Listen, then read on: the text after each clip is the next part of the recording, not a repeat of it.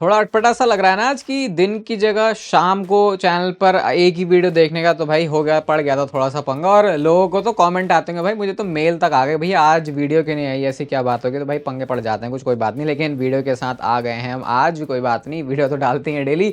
और वेलकम है आपका वॉइस ऑफ रेसलिंग के एक और नए एपिसोड में। सबसे पहले यार इसी चीज से स्टार्ट करते हैं। तो ये जो स्टोरी है ब्लड लाइन की, ये ऐसा नहीं लग रहा कि कुछ ज्यादा ही अब ऐसी चल रही है, मतलब डब्ल्यूडब्ल्यूई को अब ये ब्लड लाइन की स्टोरी को एंड कर देना चाहिए। अब एक्चुअल में ऐसी जो कन्वर्सेशन है, जो ऐसी डिबेट है, फिर ऐसे जो टॉकिंग पॉइंट होते हैं ना कि भाई क्या मुद्दा चल रहा है आज का, वो ऐसे शुरू हो चुके हैं कि क्या ब्लड लाइन की स्टोरी को अब खत्म हो जाना चाहिए। क्योंकि जिस तरीके से इन्होंने इसको स्ट्रेच किया है, आप जेन्युइनली अपना ओपिनियन दे सकते हो कमेंट सेक्शन में, देखते हैं भाई हमारे जो एक्सपर्ट लोगों की राय है वो किस तरीके से चलती है। तो सिर्फ मैंने आपके कॉमेंट देने के लिए ये पूछा, इसमें ऐसे ज़्यादा कुछ ऐड करने के लिए नहीं है। बट केविन ओवेंस भाई साहब, ये बंदा मतलब ऐसे जो पल पल में रंग बदल रहा है, आपने वैसे रंग क्या बदल रहा है, अलग रंग दिखा रहा था। ऐसे पहले रे मिस्ट्रियो की पूरी इज्जत करी इन्होंने, और इज्जत करने के बाद फिर उनको ये तो पैकेज पाल ड्राइवर ही लेने चले थे, देने के लिए चले थे। ये उन्होंने ट्वीट भी किया, जो कि आप देख सकते हो, रे मिस्ट्रियो और केविन ओवेंस की फोटो है। अगर मैं गलत नहीं हूं तो शायद ये किसी एक लाइव इवेंट से है, अगर मेरे को अपनी मेमोरी के अंदर सही याद आ रहा है, बाकी मेरे को ऐसा कुछ खास पता नहीं है फोटो कहाँ से निकल के आया, लेकिन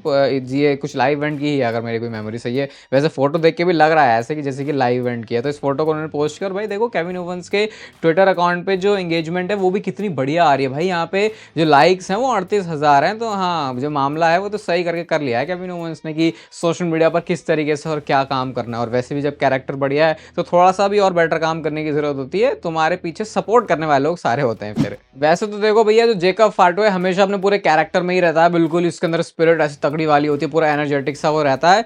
एक ये वीडियो के अंदर कैप्चर हो गया जहाँ पे थोड़ा सा कैरेक्टर ब्रेक किया है जेकब फाटो ने। एक बंदा जेकब फाटो उनको चिल्ला चिल्ला के बोल रहा था कि यार जैसे कि उसका फैन है, उनका फैन है। उसके बाद वो जो टैंक टॉप उन्होंने पहना हुआ था वो उतार के ही उन्होंने उस फैन को दे दिया। तो एक छोटा सा स्वीट सा जेस्चर था जेकब फाटो की तरफ से। भले ही अगर आप उनका बैकग्राउंड देखोगे तो वो ऐसा है, सही बता रहा हूँ भाई, ये कोई एग्जैजरेट करके नहीं है। जेकब फाटो सही में बहुत, मतलब बंदे तो कैरेक्टर से होते हैं, वो बंदा रियल में ही है हरामी किस्म का आदमी। क्योंकि उसने पास्ट में अगर उसकी जो चीज़ें है उसको निकाल को देखो, वो तो अब ऐसा लग रहा है कि थोड़े से प्रोफेशनल एनवायरनमेंट में आ गया बंदे को।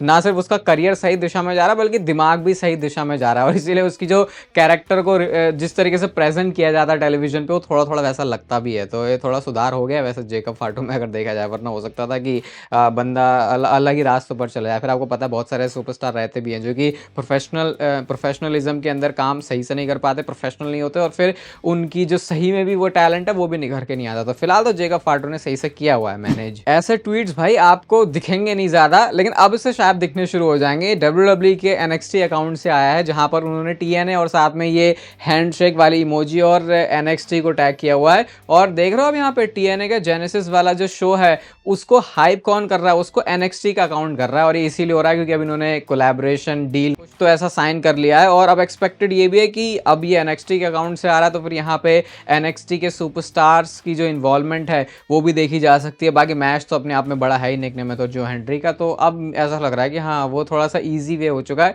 अगर आपको ऐसा भी लग रहा है ना कि यार इसमें मेन रोस्टर के सुपरस्टार्स की इन्वॉल्वमेंट नहीं है, तो ऐसा लेके चलो कि मेन रोस्टर का सुपरस्टार जब एनएक्सटी में आ सकता है तो फिर वो एनएक्सटी के सहारे से टीएनए में भी आ सकता है। क्योंकि ये लोगों के लिए बहुत ड्रीम सिनेरियो वाली बात होती है कि यार टीएनए में जाके, मतलब ये अगर आप पुराने टाइम के टीएनए के इम्पैक्ट रेसलिंग होने से पहले टीएनए के टाइम के जमाने के फैन हो गए तो शायद आप उस चीज़ को फील कर पाओगे कि इतनी बड़ी बात है। और अगेन पता नहीं ना चाहते हुए भी हर वीडियो में विंस मैकमैन का नाम आ ही जाता है कि विंस मैकमैन अगर ये होता ना, विंस मैकमैन अगर होते इस समय कंपनी में, अगर वो इंचार्ज होते, ये चीज़ कभी भी नहीं होने वाली थी भाई। इतनी ज़्यादा है जो आग भड़की हुई है डब्ल्यूडब्ल्यू और कोरी ग्रेव्स के बीच में, शायद उसमें थोड़ा सा ठंडा पानी पड़ चुका है। मतलब थोड़े से अब जो आग है वो शांत हो चुकी है, क्योंकि अब डब्ल्यूडब्ल्यू के इनसाइड सोर्सेज की तरफ से ये बात आई है कि एक पॉइंट पर डब्ल्यूडब्ल्यू कोरी ग्रेव्स को वापस लेके ही आने वाली है। कोरी ग्रेव्स को वापस लेके आके वो उनको डब्ल्यूडब्ल्यू के मेन रोस्टर में मतलब उनकी जगह फिक्स कर देगी। मतलब कि जो सारा पंगा पड़ रहा था वो इसीलिए तो पड़ रहा था कि मेन रोस्टर से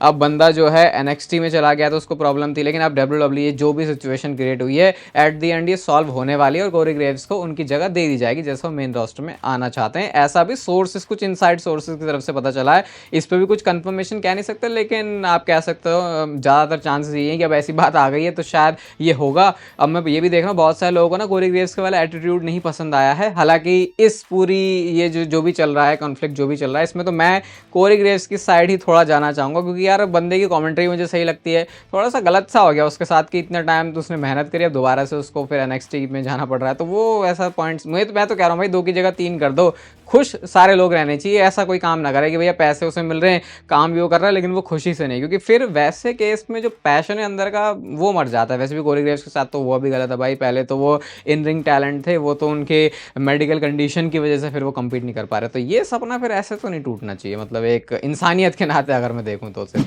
कल स्मैकडाउन में जो हमने सोलो सिकोवा को देखा था भाई, ओरिजिनली सोलो सिकोवा को तो वैसा करना ही नहीं था, तो करना उनको क्या था, तो रेसल वोर्ड्स ने ये अपडेट दिया भाई कि जो सोलो सिकोवा है उनको वैसे स्मैकडाउन के स्टार्टिंग में आना था। वो शो को किक ऑफ करते और वो बताते रोमन रेंज से ट्राइबल कॉम्बैट हारने के बाद वो क्या करना चाहते हैं या फिर क्या उनका आगे प्लान है, लेकिन बाद में तो पहले उस सेगमेंट को मतलब जो पूरा रन डाउन है उसको चेंज किया, और उसके बाद सोलो सिकोवा को भी वैसे कायदे से आके तो कुछ बोलना था लेकिन फिर उन्होंने कुछ बोला भी नहीं, तो ये कुछ तो हुआ अभी मेरे को इतना भी क्लैरिटी से नहीं समझ में आ रहा है कि क्या वो इम्प्रोवाइज किया सोलो सिकोवा ने, क्योंकि मैं नहीं मानता कि इतने बड़े भी हो गए सोलो सिकोवा कि उनको बैक स्टेज से भेजा जाए कि हाँ भैया तुम्हें ये बोलना है। सोलो सिकोवा कहें नहीं यार आज मैं नहीं बोलता, आज ये बोलने नहीं दे रहे, तो मुझे लगता नहीं इस तरीके से कुछ ही हुआ होगा, बट डेफिनेटली कुछ तो चेंज हुआ है सोलो सिकोवा को ओरिजिनली जिस तरीके से स्मैकडाउन में बुक करना था, अगर उससे इसको कंपेयर करके या उसके हिसाब से अगर इसे देखा जाए तो अब अगले स्मैकडाउन का ही वेट कर सकते हैं, क्योंकि जब तक बंदा मुंह से कुछ बोलेगा नहीं तो पता कैसे चलेगा भाई अभी इसने सोचा क्या है। तो थोड़ा थोड़ा सेम हो गया रोमन रेंज के जैसा कि जब वो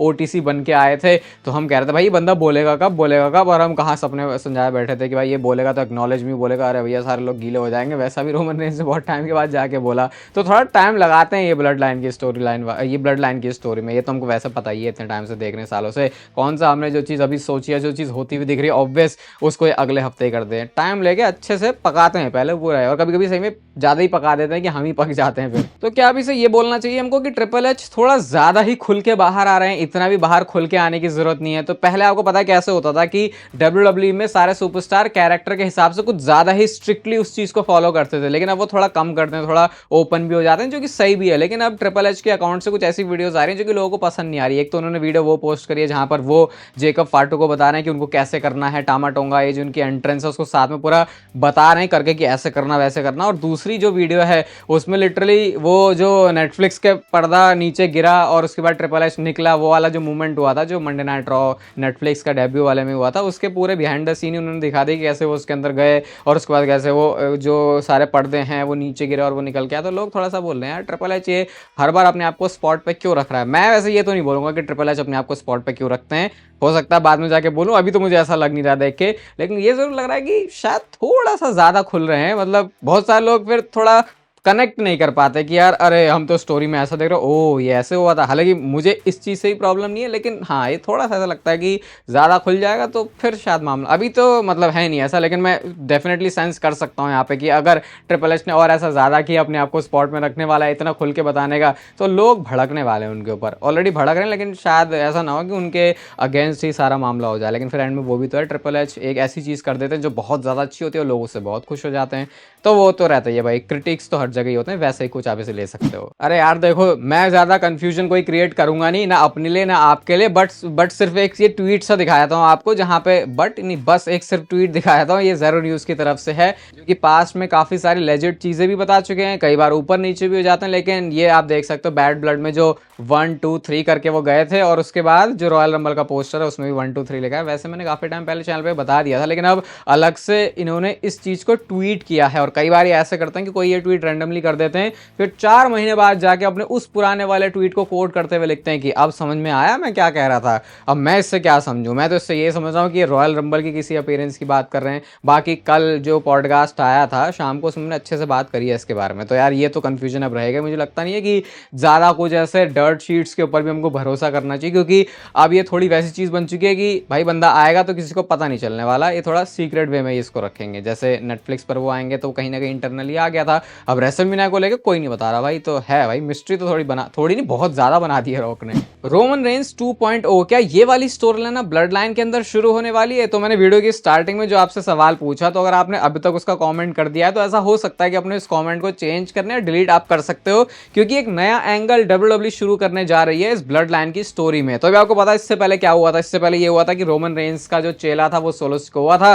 ट्राइबल एयर उनको बना दिया गया था कि जब रोमन रेंस गद्दी से हटेगा तो सोलो सिकोवा गद्दी पर बैठेगा। लेकिन उसके बाद क्या हुआ, जब रोमन रेंस हारा तो उसके बाद सोलो सिकोवा ने बोला कि हारने के कॉन्सिक्वेंसेस होते हैं, और उसकी वजह से वो खुद उला फाला लेकर ट्राइबल चीफ बन गया। लेकिन उसके बाद क्या हुआ, रोमन रेंस आया और उसने उला फाला ट्राइबल कॉम्बैट के अंदर सोलो सिकोवा को हराया, और अब दोबारा से वो ट्राइबल चीफ बन गया। तो ये 2.0 वाली स्टोरी लाइन, यहाँ पे आप रोमन रेंस मान सकते हो नहीं, मानना ही है स्टोरी लाइन के हिसाब से। रोमन रेंस मानोगे सोलो सिकोवा को, और सोलो सिकोवा जेकब फाटू। आपको समझ आ गया होगा मैं क्या कहना चाह रहा हूं। जो स्टोरी लाइन रोमन रेंस और सोलो सिकोवा की चली थी, अब वो सोलो सिकोवा एंड जेकब फाटू की चलने वाली है। क्योंकि एक चीज नोटिस करी गई है स्मैकडाउन में कि जब सोलो सिकोवा चलेगा तो जेकब फाटू के ऐसे रिएक्शन थे जो कि इससे पहले हमने WWE टेलीविजन पर कभी देखे नहीं है। मतलब वो थोड़े से ऐसे लग रहे थे कि यार जैसे उनके साथ कुछ गलत कर दिया क्या सोलो सिकोवा ने, कि भाई ये बंद, इसको तो मैं सब कुछ मानता हूं, ये कैसे चला गया।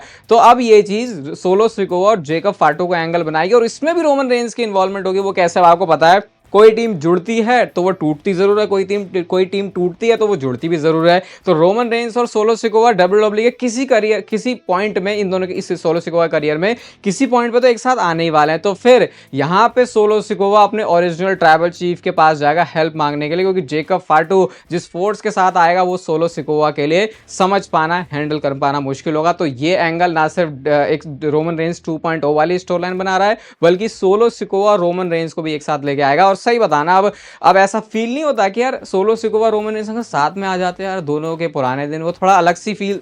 एटलीस्ट अगर एक इतना तो हर कोई मानेगा, एक स्मैकडाउन के लिए तो हर कोई ये देखना चाहेगा कि अगर रोमन रेंस और सोलो सिकोवा दोनों साथ में आ जाते हैं तो कैसा लगेगा। तो यहां से ये स्टोरी लाइन WWE अभी ऐसा नहीं कि एकदम से शुरू हो जाएगी, धीरे धीरे धीरे धीरे धीरे WWE इसको बनाना शुरू करेगी। और जैसे कि आपको पता है ब्लड लाइन की जो ये रोजगार योजना है WWE के अंदर, इसके अंतर्गत और बाकी और अभी ब्लड लाइन के मेंबर्स भी आने वाले हैं। तो ये ऐसी लेयर्स ऐड करते रहेंगे तो पुराने जाते रहेंगे, नए नए आते रहेंगे। बट ये वाली स्टोरी लाइन वो होगी जिसमें रोमन रेंस की भी इन्वॉल्वमेंट होगी, और जो रोमन रेंस के साथ सोलो सिकोवा ने किया अब वो उनको खुद भुगतना पड़ जाएगा। बाकी अगर आपको ये वीडियो आज अच्छी लगी हो तो इसे लाइक कर दो, चैनल को सब्सक्राइब कर दो ऐसे और WWE से रिलेटेड कंटेंट के लिए। और तब तक के लिए तेरा जिंदगी के मजे।